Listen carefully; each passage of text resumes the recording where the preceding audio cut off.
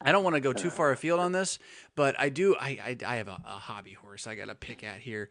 You mentioned, serving from leadership, and Yeah. I don't disagree, but I do disagree with how that language gets used.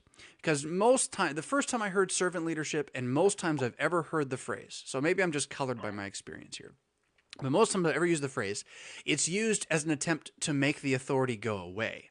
So, like, Hmm. pastors are to be servant leaders, and that means like not leading somehow.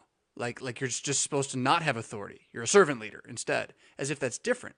And I think that's completely backwards. I think that the gift of authority, seen in the fourth commandment particularly, is that you are to serve the one under your authority by submitting them to your authority.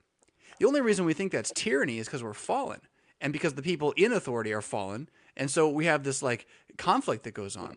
But when God submits us to him, it's not tyranny. It's great, even though we don't like it. Yeah. We pray Thy will be done at all the times when we're like, I really don't like this, right? So, but to see that the serving of authority does not undo authority, but is the use of the authority for the good of the one submitted, right? So God doesn't submit us to him for his sake, but for our sake, even if we don't see it.